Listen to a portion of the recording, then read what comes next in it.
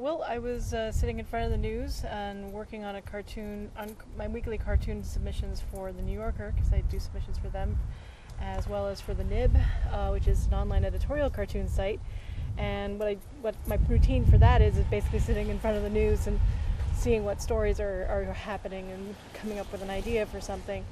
And then the news about Parkland came on, and I just spent the whole night glued to it, and a lot of crying, a lot of anger. And early in the morning, I had done one cartoon and sent it off, and they accepted it. And just as I was about to turn in, I had this idea for another one, and it's like, oh yeah, I just got to bang this out.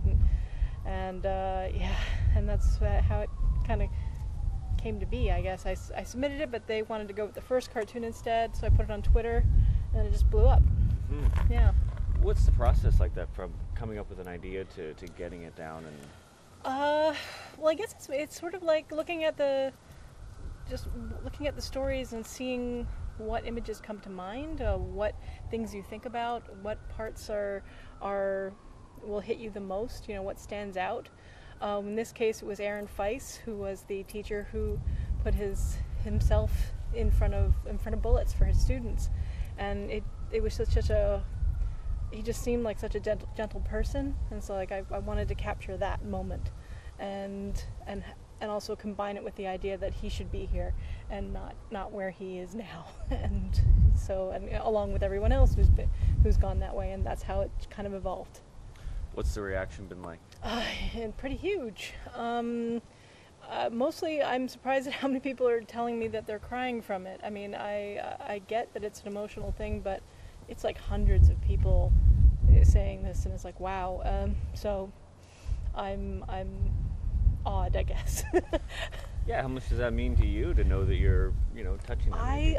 I think it's good for an artist to feel like they're effective that way.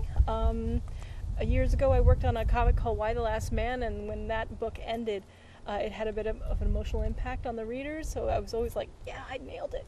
And, I made them cry. That's awesome. But this is kind of different. It's not that kind of, like, it's not based on a made-up story. This is a real thing. So it's like, I want to be proud that I was able to affect people, but also, like, this is about Aaron and these students and these other teachers, Mr. Beagle, and it's not about me.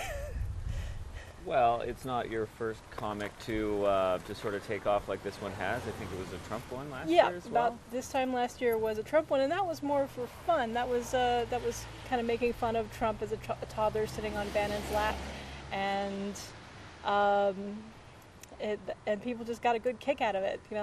Everyone got a laugh, and that was what was fun about that. And so I was really happy that kind of affected people that way. So it was like, yes. So I really enjoyed that one. Yeah, obviously a different feeling, but yeah. does the reach, does that motivate you, I guess? Yeah, I think it feels like people are interested in hearing something through this particular platform, and if there's something that's important to be said, I'd like to try and find a good way to say it, especially if it means it could help people or it could make people think about something and work for change. There's obviously a big problem in the States when it comes to gun control, and I think if something like this can make people actually get out and start doing things like voting, like calling their congressmen, doing what they can to just, not just let this be another statistic.